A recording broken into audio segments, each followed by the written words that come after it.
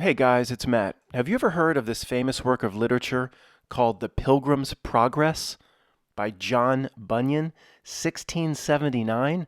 I'd never heard of it until recently. It's supposedly just a gigantic, influential work of literature. Now, this poster got my attention. Guys, if you're driving, a truck driver on a forklift, stick with the forklift. You don't need to run some little old lady down. You don't need to see this. A lot of it's in the Old English where the S is like an F. It took me 20 minutes, 30 minutes just to understand this one poster, so I'll read it to you. You don't need to see it. But this part got my attention. The Pilgrims, I was looking into it like, what is this Pilgrim's Progress and why is it such an influential work? But then I went, ooh, look at this. The Pilgrim's Progress from this world to that which is to come. That's the afterlife and death to you and me. But this part, delivered under the similitude of a dream. Ooh, that got my attention. Similitude, I had to look it up. Who knows what that word is? The state or quality of one thing being similar to another. Well, Matt, couldn't you just figure it out? I guess I should. Sorry. Delivered under the similitude of a dream. I was like, it's a goddamn truth drop here. So, boy, when I jumped into this is a strange literary work. It's a Humpty Dumpty and a stuffed Lenin, no doubt about it. It keeps being carried through time artificially. I'm sure it was a big deal in 1679. How many ever copies were issued? I mean, they didn't have no libraries. People didn't have, were you even allowed to read the Bible then? I don't know. But you didn't have books at home. I mean, there's no TV. Whoever got their hands on this, it was a huge deal. Now, the Pilgrim's Progress delivers the absolute definition of an analogy, where each character is presented with a name that kind of gives away what it's really supposed to represent in life. Like one character's name is Hope. If to understand the difference between analogy and metaphor, this is probably the best example of all time. This is the definition of a gigantic analogy. Every character has a name that really means something else in life. If anybody's new, 45 seconds or less, what is a Humpty Dumpty or a stuffed Lenin? A work of art, in this case a story, that's carried through time artificially, that may have been created and may have had some sort of merit 100 or 200 or 300 years ago, but is so average, in some cases like Humpty Dumpty, so lame, so weak, it should have gone away months or days after it was created. It just kind of sucked on the day it was created. So if it still exists today, this is reality itself, the system, whatever, carrying forth, in most cases, a spiritual message to real spiritual beings, because that's the way the reality works. It has to drop clues. Most of the people that pass judgment on the reality, like hijacked and all that, no, a reality that constantly drops clues, there's something else going on here. So it should have been forgotten about a long time ago, like this weak-ass story, Humpty Dumpty. And it's also called a stuffed Lenny. I have to be a little bit more careful on this one. It could be considered derogatory, or Matt, that's hate the beach. And there's a leader somewhere. There's an ex-world leader, Lenny. He's under glass, some sort of argon gas or something, where you can go by and see his wax ass. Pay your money and see his wax ass behind glass. He's carried through time very artificially. So after looking into this Pilgrim's Progress for just a few minutes, I saw that this is definitely a Humpty Dumpty, because there's characteristics of something artificially carried through time. It'll be a while before I get to that. Let's start by just looking at this poster and me reading it to you. You could do a whole video just in this poster.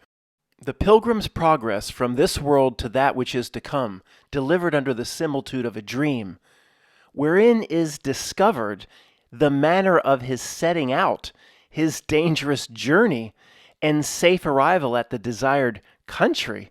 It's Old English. They couldn't even talk good back then. By John Bunyan, the manner of his setting out. Who wrote this? The third edition with additions. I have used, he says at the bottom, he just tells you right out. He says, I have used similitudes. So thanks, John. Licensed and entered according to something or other. Licensed? So what's some sort of copyright authority or trademark exists back in 16? See, Not Milk has always been here. Not Milk has always been here. You'd think a guy in 1600 could just write a story and go hand it out. All would know does that say licensed? It does, right? Licensed? What the hell?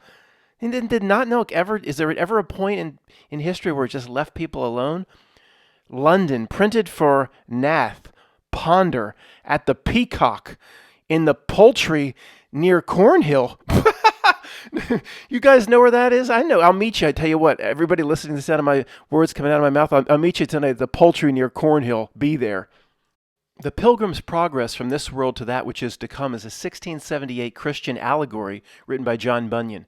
It's regarded as one of the most significant works of theological fiction in English literature and a progenitor of the narrative aspect of Christian media. It has been translated into more than 200 languages and has never been out of print.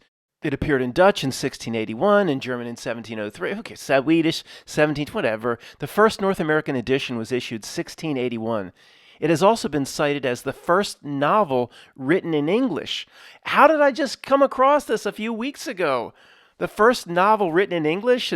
Matt, everybody knows about the Pilgrim's Progress. I'm not calling him, Matt, you're not going to call it a Mandela effect.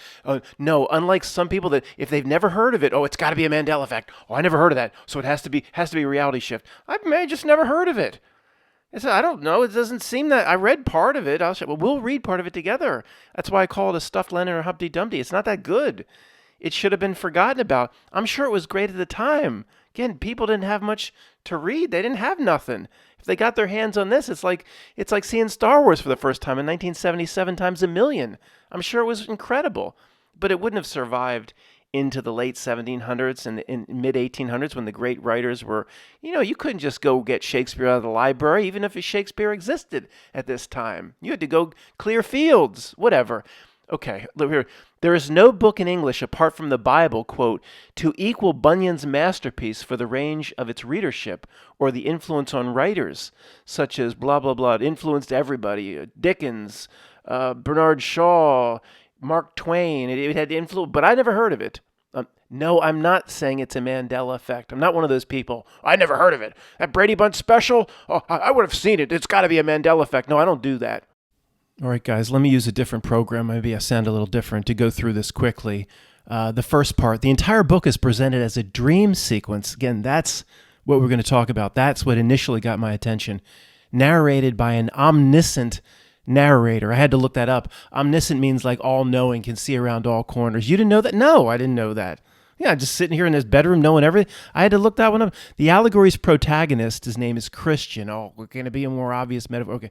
Is an everyman character. Plot centers on his journey from his hometown, the city of destruction, this world, to the celestial city, heaven. How does one get to heaven, and all the trials and tribulations along the way? Christian is weighed down by a great burden, as we all are, the knowledge of his sin. Oh, yeah, that karma that certain religions try to place on. Okay, Matt, stop with the sidebars. Just get through it. I will. On his way to the wicket gates, Christian is diverted by the secular ethics of Mr. Worldly Wiseman. Oh, he's going to get in the way. I'm sure some atheists pop up from behind a rock, too. At the wicket gate begins the, quote, straight and narrow. You can see what's going on here. You'll see the obvious metaphors and analogies. Blah, blah, blah. Okay, there's a picture. William Blake painting based on the Pilgrim's Progress. That's interesting. This got everyone's attention. And when we read it, you'll see it's not that great. So it's obvious stuffed Lennon Humpty Dumpty. That's what initially got my attention, other than the dream sequence. Second part, here's the, see if I can do this. There's maps people have made of all the different points along the Pilgrim's Progress, which it goes up and then down like a Russian stove, and then up here you want to make the celestial city or heaven. And Tony would say, even when you're there, you're not quite there. Can be fooled, can be in that heaven for several hundreds of years, and then say, wait a second, this might not be the final stop. I just pissed off a bunch of Christians. I'm sorry. Matt, stop pissing us off. We've stuck with you long enough. I'm sorry. We have more in common. Matt, don't say the same thing again. We have more in common than we have differences. Thank you for sticking with me. End of message. Characters, first part. Christian, evangelist, obstinate, pliable, help. A character named Help. I wonder what he does. character named Mr. Worldly Wiseman. Oh, he's the secular one that strays you away from Christianity. Goodwill, a character called, Beelzebub, the demon. Lord of the Flies demon makes an appearance in here. Oh, I'd like to read that scene. It's not every day you bump into something like that. The Interpreter, Shining Ones, The Formalist, Hypocrisy. Okay, a character named Mistrust. A character named Prudence and Piety. Apollyon. Oh, literally the Destroyer. Is he Beelzebub's boss, or is Beelzebub his boss? This is post Martin Luther. So, of course, it's going to take pot shots at the Catholic Church, as it should. There's a character named Pope and Pagan, two ends of the spectrum. It takes pot shots at the Catholic Church in this way. Character named Pope, a giant living in a cave at the end of the fearsome valley of the shadow of death. The Catholics must have really been pissed. Presents Pope living in the valley of the shadow of death? But that's farther than even we go. They're allegories of Roman Catholicism. You think? Faithful, one, okay. Here it just goes on and on. Of course, I don't think it's as long as Homer's horse shit, but it is long, all right? And that's just the first part. Here's the second part. Presents all these new characters like Mercy, Mrs. Inconsiderate. That's my ex-girlfriend makes an appearance in this damn thing. Innocent, blah, blah, Mr. Skill. Look, you can, Mr. Feeble Mind, Martha, and just more of all this stuff, just Martha. Just, what do we call this character? He ran out of like cute little metaphors. Just call her Martha. I'm tired of I can't make any more analogies up. At some point, he just ran out. Just said, fuck it, Martha. The Mount Sinai, here's all the places. Hill of Difficulty, Valley of Humiliation, Valley of the Shadow of Death. You could do whole comedy videos relating each one of these to the world today. The Enchanted Ground, the River of Death, that's the LA River, the Celestial City, the Desired Country of Pilgrims, Heaven, the Dwelling Place of the Lord of the Hill, God. And of course, this is all post Martin Luther Reformation, all Protestant, of course, based, not those evil Catholics. From its perspective, I'm neutral, of course. I would never say anything bad against those people. Well, the people are fine. It's the Black Pope that I have a problem with. I found this picture of the author, John Bunyan, I guess, because he's born in the early 1600s. Maybe this is all that exists. They didn't have no Facebook, no Instagram. It's his busts. His head is as a bust is all over the world, like Cecil Rhodes displays his villainous forked tongue all over the world in busts that are now being taken down. This is probably all that exists, so I'm going to remove this in a minute. Take a good look at him. If he even, Matt, did you think he even existed like Shakespeare? Probably not. But, I don't know. I can't say that. But again, most children today before age 10, there's over several thousand pictures permanently scattered around social media for all time. This is all we got of John Bunyan. Sorry, John. Unfortunately for you, you missed the internet age. Yeah, I hear you. You're better off. Real quick, guys, let's do a word association so we never forget the author associated with Pilgrim's Progress. John Bunyan. It's really easy. Like, don't you have like corns and bunions on your feet and stuff? I don't know really what that is, but a foot bunion, and then picture John Bunyan or Paul Bunyan. Wasn't that the guy with the axe? You'll never forget it. So at a cocktail party, like next week, somebody could be, oh, I see you're discussing Pilgrim's Progress. That's John Bunyan. Oh, yeah. Are you very familiar with it? No, but I know the author because we did this thing on Quantum of Conscious where associated his name with something on your foot. You'll never forget it. Just like Akeem. Remember, he says, when you think of garbage, think of Akeem, that sort of thing. Never forget it. Okay, guys, when something is a stuffed Lennon or a Humpty Dumpty and it's carried through time artificially, there are obvious giveaways of that and symptoms. And again, I'm telling you that I don't think the work is that great. I didn't read that much of it. Maybe it is that great, and you'll determine that I'm wrong about all of this. But it screams of a Humpty Dumpty, and as I looked into it, it didn't seem that great. Now, it was great for the time, because again, if there only one comic book existed in the world, that would be a great comic book. But as thousands of other comic books would be offered in the 17 and 1800s, that initial comic book would lose its appeal. And since it keeps being carried through time, There's a reason reality needs to do this, in my opinion, with Pilgrim's Progress. So let's get through this quickly. This is symptoms of being a Humpty Dumpty. Everybody should have forgotten about this about 150 years ago. So the third part of Pilgrim's Progress, it says, was written by an anonymous author beginning in 1693. So you could just go out and put your little take onto the end of it and just slap it on top and rubber band it together, and it becomes part of his work. I didn't know you could do that. I'm going to write an addendum to Star Wars and just rubber band it to the initial 3 books. Maybe that'll be adopted. Dramatic and musical settings. See, here's all the ways it keeps coming through history.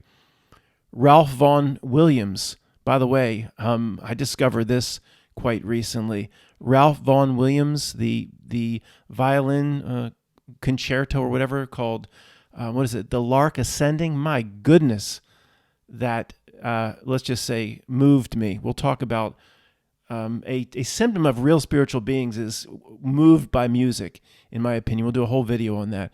So Ralph Vaughan Williams, the British composer, create a whole work about the Pilgrim's Progress. The radio version was newly recorded by Hyperion Records in 1990. Why? Again, I'm just sorry to repeat myself, but some people here have no idea what I mean by a stuffed Lennon. All these different versions in art and poetry carried through time artificially. Well, Matt, you're assuming it's not great and it should have been forgotten about. We'll get to that. I think we'll find it is not that great. 1835, The River of the Water of Life. See all these places. It's featured different works of art, songs. The Pilgrim's Progress was a favorite subject among painters in 1840s America. That's just old enough where maybe, they didn't have too much at the library. Well, they did have a decent amount at the library by 1840, and they had libraries. So, okay. References in literature. It just, Charles Dickens. It just goes on and on. And now the list is not as exhaustive, whatever that means, as other Humpty Dumptys we've looked at, where it's just the amount of times something's been cited is just page after page. This is a little less. But here, the League of Extraordinary Gentlemen enlists the Pilgrim's Progress protagonist Christian. Really? That the young guy they put him in there? Is that who that was? In the League of Extraordinary Gentlemen? I just remember, what's his name? The portrait of Dorian Gray. Dorian Gray was in there, I remember. It's the portrait. That's without a doubt. That's 100% a Mandela effect, by the way. The picture of Dorian Gray. Give me a break. That sounds ridiculous. In Little Women, blah, blah, blah, a cartoonist, Windsor May, did this. C.S. Lewis. C.S. Lewis. Our buddy, what was that one we covered? The Great what? We covered that. That's the only C.S. Lewis. People keep telling me to go back and read C.S. Lewis. The Great something. I don't even remember the name of it, but I remember it was okay. People, I offend. The C.S. Lewis fans are like Rush, the band Rush fans. They get so, if you make any fun, they get so upset. Like C.S. Lewis fans are like Rush fans. Okay, it goes on and on. It's the references and the stuff Lennon that never ends. It goes on and on and on, carry through time, and that's a Mandela effect. It's the song that doesn't end now. Look, it keeps going all the ways. Five Nights at Freddy's. 2005. Why would Five Nights at Freddy's, whatever that, all this stuff, it's impossible. All this stuff makes reference to Pilgrim's Progress. Give me a break. Here's even more Humpty Dumpty and stuffed Lennon evidence. The Pilgrim's Progress has been translated to 200 languages. We covered that earlier, but here's what I want to show you. Over 80 African languages. Look at the image. African version of Pilgrim's Progress from 1902, translated into whatever local language they're speaking. But this guy here dropped this book off. I tell you what, within 5 seconds, it would have gone right in that fire. They need something to cook that soup. Matt, this is racist. No, it's not. The tribe like this probably really existed in 1902 when the damn copy of the Pilgrim's Pride was dropped off. But today it would be, that's racist. No, it's not. It probably really happened. But either way, they threw it in the soup. It doesn't matter. The Pilgrim's Progress. I was like, I want to read that. No. You want to cook the soup? Give me that damn thing. Start ripping out the pages. It wouldn't have survived 10 minutes. They don't give a. They have their own religion. They have their own. They don't care about no Martin Luther Reformation. Going right in the soup. Give me a break. What is this? Look at the Con. In Turkish, translations of the book appeared in Greek. That doesn't make sense, bot. In Turkish, translations of the book appeared in Greek script. Well, wouldn't it be in Turkish? I didn't know they all spoke Greek. Sorry, Khan, you speak, is that what Turkey speaks? It's called Greek. I didn't realize that. Thanks a lot, bot. And in Armenian script. Oh, it's so propagated worldwide. Stuffed Lenin, obvious. There's something going on here, Matt. Let's dive into the text, Matt, and see what's being written. Yeah, we need to do that. You're right. Okay, here it is, provided to us by Project Gutenberg. Guess they take all the old. There's only a few things in this world that's not copyrighted that you actually can get your hands on without Getty Images being involved, and this is probably one of them. So thank you, Project Gutenberg. They're going to come try to bill me for this. The Pilgrim's Progress, from this world to that which is to come, John Bunyan, delivered under the similitude of a dream. The author's apology for his book. Now, I have written a few books. I'm not really a writer, but I'm pretty sure it's not best to start your book with a damn apology. Nor is it best to start a date that way.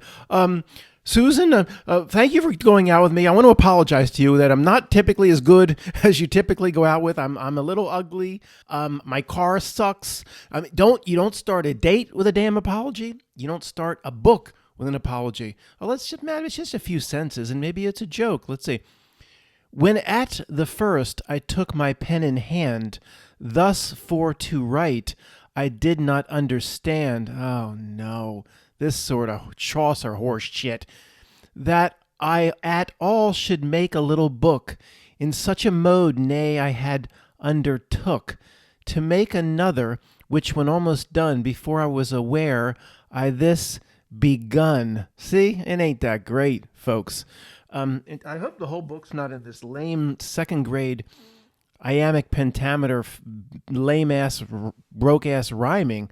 And thus it was, I write. You going to do this the whole time, Matt? No, it's, okay. Matt, maybe it's a short apology and it's just it's just making fun. It goes on. It's the apology that never ends. It goes on and on and on. Look, we're still in the apology. Plato's apology? No, Bunyan's apology. Look it's still in the apology. Oh my God. It's amazing anybody got through the first page, Mr. Bunyan, before they throw it in their own soup. Look at this horse shit. We're still with the apology. Not one person would have got to the end of the apology. Not one person would have read the page. Well, they had nothing else to read. That's what I'm thinking. This is all Longshanks. This is not Nilk. I'm sorry. I don't mean to offend no Protestants. So far, it has all the semblances, whatever that means, of a system-made Humpty Dumpty. I don't care what it has to do with Protestant Reformation or Martin Luther King. Okay, guys, this starts the regular text. Let's see what's going on here. Let me read a little bit. This is the opening words after the 4,000-page apology. As I walked through the wilderness of this world, I lighted on a certain place where was a den, and I laid me down in that place to sleep. And as I slept, I dreamed a dream. I dreamed, and behold, I saw a man clothed with rags, standing in a certain place, with his face from his own house, a book in his hand, and a great burden upon his back. All sorts of citings and references. I looked and saw him open the book and read therein, and as he read he wept and trembled, and not being able longer to contain, he brake out with a lamentable cry, saying, "What shall I do?" Oh, these little citings, that's the Bible it's citing, you jackass. Okay, Acts 2:37, Isaiah. Is that going to do that the whole time? It's going to cite the Bible endlessly through its thousands of pages. Let's just keep going. At least it's not written in that really grating and obnoxious rhyme from like the apology. So this is much better. In that, Matt, it's one of the greatest literary works of all time, you jackass. I'm saying it's much better. Okay, we'll see. In this plight, therefore, he went home and refrained himself as long as he could, that his wife and children should not perceive his distress. But he could not be silent long, because that his trouble increased. Wherefore at length he brake his mind to, to his wife and children. Thus he began to talk to them. "O my dear wife," where's the quotes? "O my dear wife," he said, "and you the children of my bowels." Bowels? What the hell end did it come out? Bowels. "I, your dear friend, am I, and in myself undone by reason of a burden that lieth hard upon me. Moreover, I am for certain," this was used to put kids to bed. They'd be asleep by now. Why do authors have to write to impress themselves? And, I'm telling you, this is hard for us to understand. Okay, we weren't in that time period. But it's just write a story for the masses, something very simple. At a second grade level, that was their education. That's easy to read. It's like, okay, it's not nearly as hard as Shakespeare, and it is back around that time period. I mean, there are movies, I always say Macbeth like it's McKinley, Macbeth movies, where it's a movie and I still can't understand what the hell's going on. I can't understand one word coming out of their mouth. But again, these authors always have to be a little too grandiose. Just write to be understood. People send me these many emails. I don't get as many recently, but over the years I've gotten many emails where helping Matt understand reality. And it's all this big verbiage and all this complicated language. And I just send it right back saying, "I appreciate you wanting to help me. Stop trying to impress yourself. Send me something in third grade level that I can understand and pass along to people. Stop writing to impress yourself." Okay. It's just the way, most authors in a way do this. And it really is, kind of pathetic. Matt, you just can't write in big words. That's your excuse. So think whatever you want. Okay, this is the first introduction of a new character. Each character is a metaphor of some kind in this gigantic overall analogy. The neighbors also came out to see him run, and as he ran, some mocked, others threatened, blah, blah, blah, blah. The name of one neighbor was Obstinate. Obstinate, is that the word? And the name of the other is Pliable. So one's sticking to his guns and sticking to his story and sticking to his belief set no matter what, the Obstinate, and the other one's Pliable. He's malleable and flexible. But you see, Bunyan, Mr. Bunyan, the purpose is for the reader to determine on his or her own how the characters are, not to be given away how the character is going to behave through the name.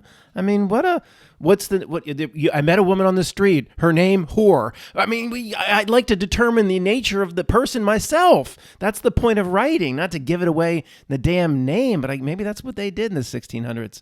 Obstinate says, Obstinate says, how do you pronounce that? I don't care. "What?" said Obstinate, "and leave our friends and comforts behind us?" "Yes," said Christian, for that was his name, because that all which you shall forsake is not worthy to be compared with a little of that which I am seeking to enjoy. From Corinthians. "And you will go along with me and hold it. You shall fare as I myself, for there where I go is enough and to spare. Come away and prove my words." And Obstinate says, "What are the things you seek? What is this man you seek, Clarice, since you leave all the worlds to find them?" See, yeah, Christian's going on a great journey here. That's the whole point. The Pilgrim's Progress and the great journey. "I seek an inheritance incorruptible, undefiled, and that fadeth not away." Obstinate says, "Tush! Away with your book. Will you go back with us or no?" "No, not I," said the other, "because I have laid my hand to the plow." From Luke 9:62. So maybe the brilliance in this is the ability to translate all these biblical references into a long story and to combine them and to cite them. I mean, that would take quite a bit of work. I mean, you can see, if you could actually go back to Luke 9, verse 62 and see the relation here, okay, I can see why it's not just your your average guy down the street can put something like this together. Okay, I give you that. I give you that. Still, okay, really devout Protestant Christians I could see really taking to this, of course. But how is it still in so many, as a Humpty Dumpty or stuff, Lennon carried through the world in, again, other books, references in poems, what represents in songs and movies, and the whole Catholic world, again, that's a pretty big influence in this world, would have tried to destroy this thing. See the problem? And of course, any place it would have been handed out that wasn't very devout Protestant, or translated in 80 African languages, they would have, again, thrown it out immediately. It wouldn't have even made the soup. For those that wanted me to keep reading, it's 108,000 words. I don't know how that compares to the Iliad and the Odyssey, but it's long. Okay, this Pilgrim's, a couple times, guys, I said this Pilgrim's Pride. I caught and I think one time I left it in. I had to re-record several times because it's Pilgrim's Progress. I better check this if I slipped and said Pilgrim's Pride. I hope it's not like a porn site or something. It's a chicken company. I've slipped a few times, and I had to re-record Pilgrim's Pride, which I keep saying. It's a chicken company like Tyson Chicken. Matt, is that a Freudian? I don't think so. It means you're craving chicken or something. I don't know. So we need to go right to the end because we have some things to talk about other than the exact interpretation of the text. So 404, section 404 is the very end. The conclusion. He returns to his cute little rhyming. Now, reader, I have told my dream to thee. See if thou canst interpret it to me. It's not my job to interpret your dream, buddy. Who do I look like, Freud? Or to thyself or neighbor, but take heed of misinterpreting, for that instead of doing good will but thyself abuse. By misinterpreting, evil ensues. Ooh. He's basically saying it's like Marcellus Wallace sitting down with Butch. You misinterpret what I'm saying here. You abuse yourself, boy, and evil ensues. Well, I take offense to that, Mr. Bunyan. I could be wrong. I'm not even going to bother to read this horse shit, but if I misinterpret it, I don't think I'm abusing myself and evil will ensue. I take exception to that, Mr. Bunyan. I think you're giving yourself away here in this conclusion. You're all Longshanks. You're not Nilk. Now, that was so bizarre, with such a sinister feel to it, in my opinion. I'm sorry, talking about evil ensuing and you abuse yourself. This is the end. I mean, this is all we have to do to get to the very end, so we might as well do it. I have no idea what's going to be here. That first paragraph got my attention, but after that, I have no idea. Take heed also that thou be not extreme in playing with the outside of my dream, nor let my figure or similitude put thee into a laughter or a feud. Leave this for boys and fools. But as for thee, do thou the substance of my matter see. That don't make no sense. Put by the curtains, look within my veil, turn up my metaphors, and do not fail. There, if thou seekest them, such things to find as will be helpful to an honest mind. What of my dross thou findest there, be bold to throw away, but yet preserve the gold. What if my gold be wrapped up in ore? None throws away the apple for the core, but if thou shalt cast all away as vain, I know not but 'twill make me dream again. Oh my God. Not so good wrapping it up like this, Mr. Bunyan foot, Paul Bunyan man. I don't have any idea what I just read. I need to sit here for a minute and stare at it. Okay, this whole final section is saying flat out, there's hidden meaning in what I'm presenting. Hardcore pipe hitting Marcellus Wallace, hidden meaning that you have to find. So let's just go through it again. Take heed also that thou not be extreme in playing with the outside of my dream.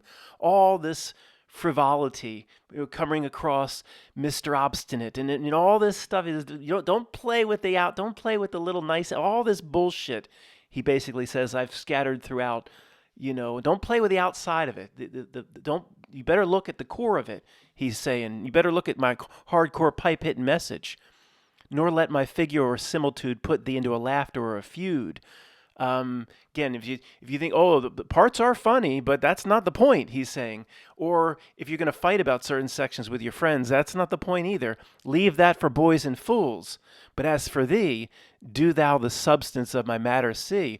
Do you see my hidden message, he's saying? To Butch, put by the curtains, look within my veil. He's saying it again. It's multi-leveled, this hardcore pipe hitting shit that the Not Milk needs to carry through time artificially. Turn up my metaphors, do not fail. But it's beyond the metaphor. And if thou seekest them, such things to find as will be helpful to an honest mind, or a not milk mind, and they're not honest. What of my doth thou find? What of my dross? I don't know. Thou findest there be bold to throw away, but yet preserve the gold. He's basically saying, 108,000 words. He's saying there's a lot of horse shit here. A lot of this Christian meets this guy on the road and this person and all this bullshit.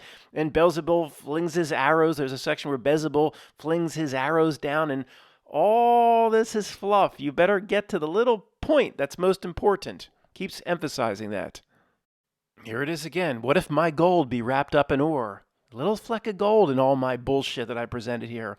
All my bullshit story about this Christian on his journey. Better find the little flake of gold. Stay gold, pony boy. Should have put in the little side notes here. None throws away the apple for the core. Well, that doesn't make any sense. I understand what he's trying to say here. But nobody's trying to get to the core of an apple, unless you, like me, think the seeds are the most nutritious part, which I do. But if thou shalt cast all away as vain, I know not, but 'twill make me dream again. Oh, but see, he can't flat out say, you going to get recycled, or you going to get reincarnated. This is just what hits me right off the bat. I have no idea, guys. I didn't read any more than what I read to you. I basically skipped over the middle 107,000 pages, and I probably will. Matt, you going to read it? No. I got my half page. I don't need his horse shit.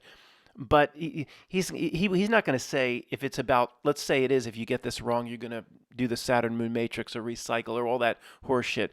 He's not going to say you are going to dream again to the reader. People are like, well, what does he mean? He's going to put it on himself. You have to see. I don't think he really means this. I think he means the reader. But if thou is sinister, I'm sorry. But if thou shalt cast all away as vain, if you just fluff this off, if you don't find my real meaning here, he's saying, if it's all first level frivolity, just fluff it off, throw it in the soup. I know not, but 'twill make me dream again. You think it's going to make Mr. Bunyan, Corn Bunyan's dream again? He's saying to the reader, it'll make you dream again. He's saying to the reader, you don't get the message here. You going to dream again, you sons of bitches. That's exactly what he's saying. This is freaking sinister. Thou art a villain. And that last line, to dream again, returns to the central theme, what initially got my attention. And look how big the word dream is in the poster. The Pilgrim's Progress, small font. The title, small font. The John Bunyan, the author, small font. Delivered under the similitude of a dream, gigantic font. Oh, there's a not milk message here, folks. You better believe it.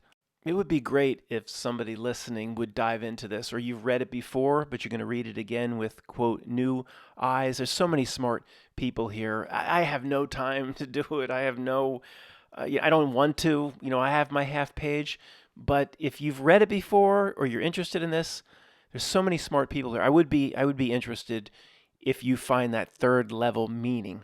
There's going to be at least 3 levels here. Probably, maybe not more than that, but there's more than 2. It feels too funny. There's going to be 3 levels. Even when Mike talks about the Billy Shears and the Paul McCartney books, he says there's 3 levels of meaning to that. About the career of some musician. So this is one of the most notable literary works of all time, carried through time artificially by Not Milk. It's going to have many, many meanings. So, okay, we know the first meaning. The main character's name is Christian, and he has a journey. He meets people along the way, and eventually I'm sure he comes and finds his heaven in the end. Of course. But what is that? What is the Bunyan talking about? That find my gold amongst the ore. remember, the very end is like a threat. You cast all this away in vain, without any results, without understanding. You cast it away in vain. He says, oh, it'll make me dream again. Oh, yeah, sure, let's talk about him. No, he's saying it's a threat. It'll make you don't get the message here. It'll make you dream again. Does that have to do with reincarnation, recycling, whatever it may be? Who knows? I don't like it. It's very sinister. I wonder how the professors at Cambridge and Oxford and those eggheads would interpret. Maybe I could do the Oxford debate hall and maybe bring back what was the guy's name? Terence. Hey, maybe he's an expert in vocabulary in addition to his maths. So they say maths in the UK and overseas. So did you take maths? What the hell are you talking about? We just say math. Why you put the S on the end? It's weird.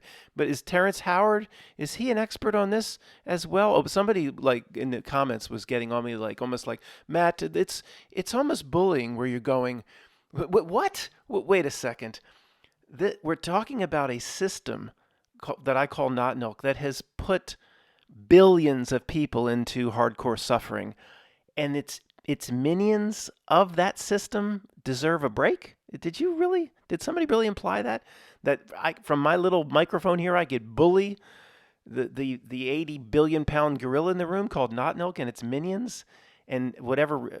I don't think there's any other than literally me running into the damn debate hall with like that counselor with the bicycle chains or whatever. That nothing verbal could be bullying because our adversary is that much of an asshole. Okay, there's no Matt. People are screaming for me to turn the bullying up even more. What is it, Lauren, that said, Matt, we want more of the softer side of you. No. They want somebody to kick the dark part of reality's ass is what they want, what people want. They don't want, they want we like the soft side of you and you czar and you cry. They don't want crying. They want courage. They don't, the crying would only, the channel would be great. There would be down to 20 people. Matt, show us your soft side again. No, you know what most people here want? They want somebody in their corner that sees the world the way they do, that proves they're not crazy in the way they see the world, who can at times kick the dark reality's ass and see through its trick. They don't want crying, they want courage.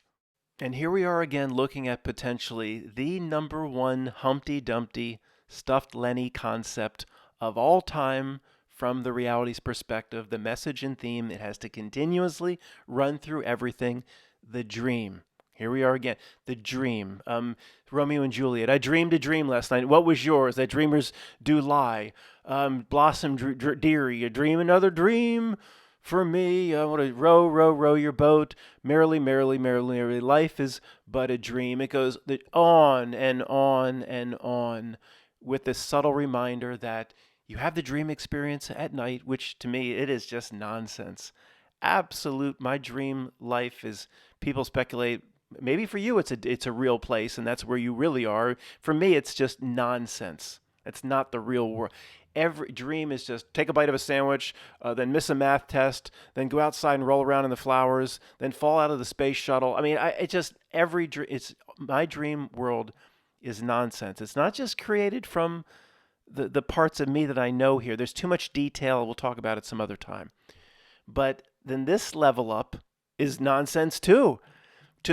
Looking back at this from the next level up, it'll look like the same amount of nonsense. This guy went out and voted for George H.W. and George W. Bush. It'll look like a similar, step up or step down to nonsense to the next level. And hopefully the next level's less, maybe it's less and less nonsense, but sees the sinister side here, says, you don't get my gold in my ore, whatever this jackass John Bunyan said. You're going to dream again. Well, you're going to stay at this material plane. You're going to dream again. This time you're going to live outside the slums of Delhi. Oh yeah, I had to go back. I forgot the big one, of course. Alice in Wonderland by Lewis Carroll. Perhaps the biggest stuffed Lenny, Humpty Dumpty of all time. Just to remind you and remind the world, this is not very real. It's a dream. This isn't very good, folks. We've all been meant to believe how great it is. and the adaptations and the endless plays and art and different movies and different animated specials. It comes over and over. If you go back to the original, it's different. It's interesting, and you know what? It's not that good. It really isn't. For it to be so world famous with so many different adaptations, and it'll be in Disney again. We'll remake it 10 years from now. And it's for some reason. This is where you know what is the role of Not Milk and its minions? Why must the spiritual messages in many cases be carried? Why must real spiritual beings be reminded of certain things? That's about the best evidence of all time that this thing here is a role player for us. If it was all hijacked, and then it's all sinister, and it's not really here for us, why are all these incredible clues, which I've been talking about for 5, 6, or 7 years? Reality gives a real spiritual being incredible clues and insight into itself, into the nature of this experience. Why do they keep coming? Something like Alice in Wonderland. All the Humpty Dumptys, well, most carry, if you can see through all the bullshit, maybe even inside of Bunyan's work is a real positive spiritual message. That's maybe the fourth layer, even if it seemed maybe it is like a not milk manipulation. I don't mean to piss off Protestants. Just because it presents itself as part of the whole Martin Luther Protestant Reformation and it presents itself like that, does that mean it's really that? The Pope and Francis presents himself in a certain way too. Is that something I should cozy up to? Lie down like the lamb next to that thing? No. So it doesn't matter. It's not It could be look at that last part of what I just read. There's a lot of Christians here and Protestants. I don't think you should cozy up to what Bunyan did, and I never read none of it. It has a bad feel to me. So. See, if you read it on the first and second level, the not milk can get what it needs out of maybe a misinterpretation via carrying it forward in time as a Humpty Dumpty. But if you can get to a certain level of meaning, then there's always going to be a positive spiritual message or something at least we can take away from it, where even if it is a not milk manipulation, we can learn something about the nature of this experience or learn something about ourselves. It can't keep that part out, guys. By the way, what am I going to say? It's the greatest news of all time. Thanks for listening.